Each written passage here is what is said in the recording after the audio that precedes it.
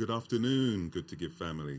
As you know, annually we try to come together, Des and I, and just put together a Christmas message so that we can sort of reach out to you, give you an overview of what we've done throughout the year, and just hopefully maybe stimulate a conversation with you guys about what your challenges have been throughout the year.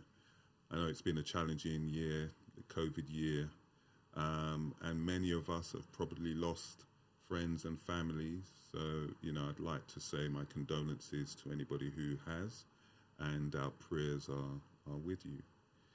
But in tough times, we like to double our efforts. That's usually, what you want to do, double down. And, despite the challenges that we've been through, our clients have been able to do quite well. They've been able to send in over £10.7 million worth of donations. Impressive. Yeah, and we've been able to claim on 8.7 million. So that's about 81%. And tough times bring new measures. Yeah, I guess. Exactly. Digging deep. Yeah, for sure. Like I said, we certainly came out of the COVID, and then we've gone now into a recession. But we have to understand that recession also means opportunity. And I think what it's done as well is it's fine-tuned our clients' ability to really look at the business of their charity, more intrinsically, if you like. Yeah. I think that needs to be the de facto standard. That they shouldn't fall below that level. And also when you think about all the webinars and things that we've done throughout the year, we have. In fact, what we've done now is we've slowed down on the amount of webinars. If you remember, I think last year, I can't remember how many webinars we had. We probably had something like 14 or something like that. It was almost one every month and slipping one in here and there. But what we've tried to do now is we've tried to reduce the amount of webinars and have more quality webinars, the types of things that are going to allow our clients to really look at the business of their charity and really start making some really, really good decisions, Yeah, absolutely. I think you make a good point. I mean, one of the fundamental things that I think, we have as a business as well as our clients, one, if you could look at it as a positive that came from COVID is, hybrid working and things like that. Yeah, being able to be more efficient. And, we ourselves have downsized in terms of office space, but we've got more staff than we had before. And, people working remotely, still being productive has given, people better quality of life. So, I think at least there's been something positive that has come out of that. And I think churches and a lot of our charity clients are struggling with that, trying to find that balance between people worshipping virtually versus getting into a church. What size church do they have? Should they have should they downsize? So I mean, some of the webinars that we're working on hopefully will help our clients sort of figure that out. Well, thankfully, a lot more members are now starting to come back to church, because there is something about iron and sharpening iron and being in the same place and being able to worship together. There's a joy that certainly brings. But one of the things that I've seen the more successful churches do is still keep that online presence. Still keep that ability to get out to people who otherwise may not be able to come into church. And what certain churches have actually found, and I've mentioned this before in the webinars, is they've actually increased their membership, right? Which kind of leads on really, really well to some of the stuff that we've been doing around our mobile app. Which has supported a number of churches. I've been having some really interesting conversations with ministers who are either using the mobile app and its donation capabilities, other clients of ours who are really tuned into some of the webinars, especially the last webinar we did on churches and finding a church, or how you purchase your church.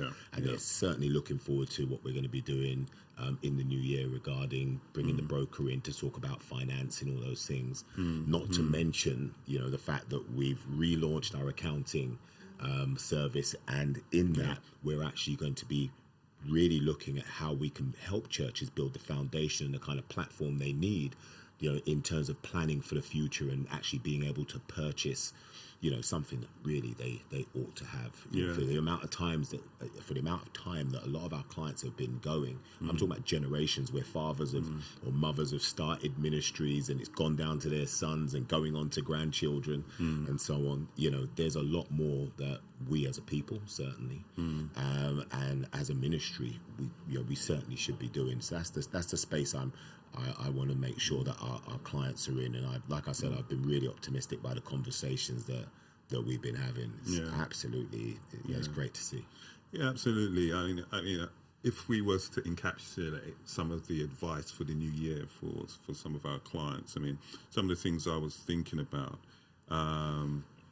is what sort of short term, because right now, because of the cost of living crisis and all these sort of things, a lot of our clients will be feeling the pinch, and a lot of their members will be feeling the pinch. Will that impact on the finances of the churches that we work with, or in general, really? And some of the things I wanted to sort of communicate in this sort of message here would be, where there could be some short-term wins in terms of how they can. It gives them some practical advice about what they could do to try and. Because we've got, I know we've got a lot of things in our plans for the new year, but right now, while they're going into this Christmas period, so for clients of ours who are using our systems, some of the areas I want you to focus on is visit our unallocated donations area. That's an area in our system. You're talking gift aid now. Yeah, I'm talking. The gift aid service. Yeah, absolutely. Right, okay. Yeah. Thanks. So we're talking specifically about gift aid, our gift aid clients, and I'm saying to them, look, if you're collecting donations, or you want to sort of maybe get some short-term cash flow go into our unallocated donations area. For a lot of our clients, they don't visit there enough.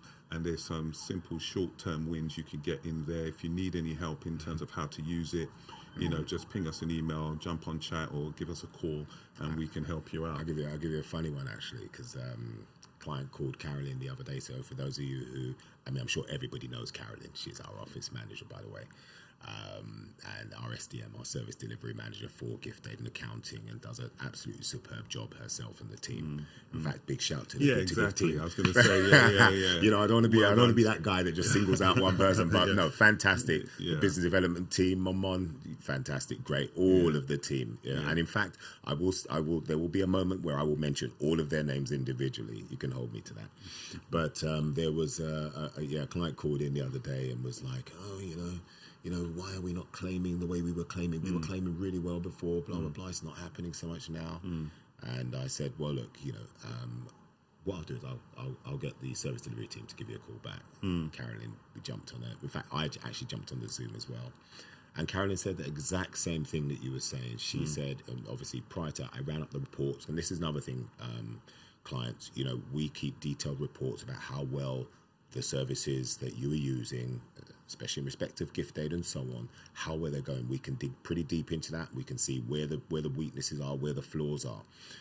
And in this particular case, Carolyn had obviously done some little bit of homework. I'd printed out the report. And when we looked through it, the client had thousands of unallocated donations. Some of these donations were waiting for declarations or for other bits of information. And the painstaking thing about this is we take the time to train every single client. Big shout to Shatanya, Mira. Told you I was going to do this, right? We take time to go with train every single client how to use the services, and the services are, this guy here, big shout to this guy, Cory Belfon, chief technical wizard, just makes all of this stuff here happen. And but we do take the time, and what I find is that clients quickly forget about that because claiming is going well in that moment, and they don't. It's not an issue. You know what? Just to support that, and we did an initiative about 3 or 4 months back So if you may have got a call from Satania, we did like a customer service initiative. I remember it. Yeah, I remember. We was calling all of our clients and asking certain questions like, do you want more training? Do you want, how are things going, etc., etc. But obviously, one of the key things was, we'd like to book you on some more training and so on and so forth. Yeah. Everybody was either like, no, I know how to use the system, or no, I haven't got time, etc., etc. Yeah. But now is the time to, really try to get the most out, especially if you've been with us for a long time. You've got a lot of information on the system which could potentially make some short-term wins for you. Also use our online declaration. We've got an online declaration link that you can use to send out to people to get gift aid declarations in easily. So those are just some of the sort of short-term things you can do if you're looking around to increase cash flow for your church. And longer term. So one thing I was thinking about, Des, is perhaps churches could look at appointing a gift aid quality officer. Somebody who is responsible for just making sure that the quality of the information, what's our declarations like? Are we collecting declarations every time? Are we collecting donations and getting the right information on there? Just having somebody, one person who, their responsibility is just to look at that and to understand that area and to make sure that the information that you're gathering as a church is correct, so that when it comes to us, we could do the best job for you. That could, make a significant impact to your and we'll support that person, because that's what we do. We'll support them. We'll make sure that they have the training. I mean, one of the things about utilizing us, and I talk to clients about this all the time, is that we know all the moves and changes that are happening within the HMRC space, and if there's a change in declaration, if there's a change in claiming capability, if there is a whatever it may be. In fact, when the Gift Aid Small Donation Scheme came out, people either didn't know what it was, right, which is fair enough, they'd only just come out.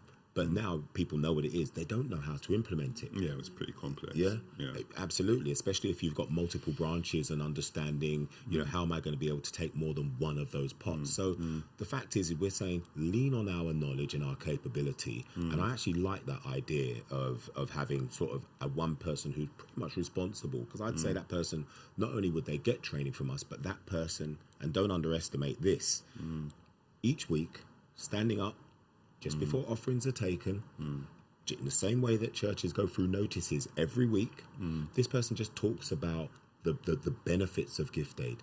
You, as the members, being able to give more without actually physically giving more. Yeah. Do you know what I mean? Yeah. You're already paying the tax. Why not allow the church to be able to claim that back? Yeah. And I think that for me, I think that's really responsible in terms of trying to say, look, we can actually have some real good short-term, medium and long-term gains, because it's not something that you just do for now. Do you know how many churches, well, you would know, how many churches I've been into, and I'll go and I join them for a Sunday where I can, and then I sit down and I talk to the members, and especially for those ministers who know their churches and how they're going to respond to somebody coming in who's not necessarily a member. Yeah. And a lot of the time it's like, unless I'm spouting that Jesus came and died for our sins, which we all know, right?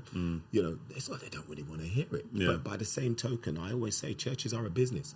They are the business of church. The business of church, not in the business of making money, but allowing your money to go further for you. Absolutely. And, we live in a pragmatic, economic environment where if you want your church to be able to achieve certain things, you're going to need to make sure your finances are in order, and there's no way around that. Also, talking about things like that, I'm also trying to get churches to think about and developing new services. So some of the things I was thinking of is, for example, they could be offering like courses. It's like history of culture lessons. Many of our clients come from different ethnic backgrounds and so on, different countries and so on. And, they could develop courses around that so that people in the vicinity younger generation who may not know too much about their culture can go in and receive lessons, family support, mental health, food banks, school overflow. There's lots of schools that are struggling and need additional space to be able to do certain things. If you've got a church and you've got a space, put it to use. Absolutely. You know, that's, you know, and I think putting a committee together to really just a small group of people, not the usual set of people. Yeah. You know, because you always have the same people addressing all of the issues of the church. Get a different set of people, maybe people who might be more business minded or more entrepreneurial.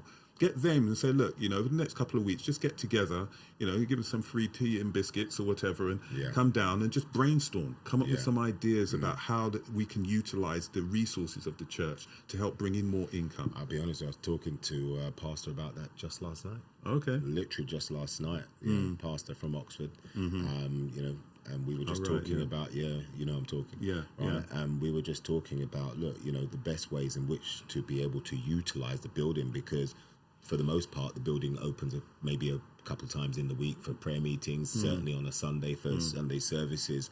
But, you know, we've got these buildings up and down the country. And even if we don't own the buildings, we have them on the long-term leases. I've always said to my mother, who runs a church in Fulham, and I've said to her, this building should never be closed. It should never be closed. You should have a schedule and a timetable, and you look at all that time. And this is what I'm saying. Get somebody to fill that schedule. Absolutely. And ways. There are capable people out there, but you've got to provide them the right sort of fertile ground on which they can come in and grow. You know, and that's also part of the challenge, because, you know, sometimes, I was going to say, sometimes, you know, you might have ministers who are set in their own ways. Yeah, I was just going to say that. And you coming up with ideas, and, you know, there's always this resistance. So you've got the younger generation who've got ideas. Need to be listened to. Look at what we're doing here now. We're in the studio. You know, that's something that churches could do. Absolutely. You know, a lot of them, they have this equipment, you know, so they could be offering up services to businesses and various people in the area to be able to do that. Not that I want to create competition for the entrepreneur who's. I was about to say, it would be wrong for me not to say big shout to Bishop Nick. True. All right, but you know, but nonetheless, it's just about being creative, and I think, you know, bringing an entrepreneur. I mean, you know, even to start a church, there's an entrepreneurial spirit in there. 100%. So, you know, tap into that. Yeah. And so, in conclusion, and remember, it is Christmas. Yeah, let's not forget that. So, you know, I just wanted to say, you know, in conclusion, you know, we thank you for your ongoing support.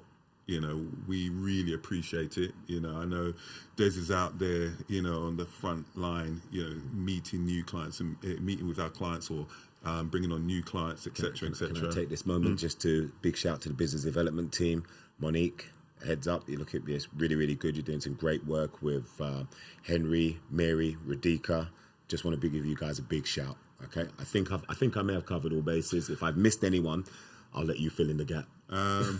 Well, we've covered the data entry team, the data analysts, and so how on. could we not? Muna, Linda, the data entry team, Mira, and you know, Shatanya. Come on, Kat. Carolyn. We can't leave out Kat. Yeah, she's our fantastic head of marketing. Absolutely, yeah. We've got the team, you know, and the DigiClave team, which feel like their family. So we've got Ronak and Sheshwan, and I think those are the key players there. I think that covers it. Yeah, so that's the sort of Good to Give family, and we'd all like to say, you know, have a good festive break, and you know, stay in touch with us on our social media channels. Don't forget that we're on all of the major social media channels, and we've got a growing YouTube channel where there's lots of content there. Fantastic content there. And like I said, you know, whilst we are reducing the amount of webinars we do throughout the course of the year, we're trying to make those webinars more, give more quality, more information, and give you something that you can actually go away and start to build upon. You know, so we really look forward to seeing you on there. Certainly sign up. I'm sure up will come the whole YouTube links and everything else as to where you can catch us on the socials, and we certainly look forward to that. So like you said, in conclusion, have a fantastic Christmas, have a blessed Christmas, and have an amazing new year. Set some goals for yourself and stick to those. And by the grace of God, we will see you in 2023. Indeed. Bye-bye.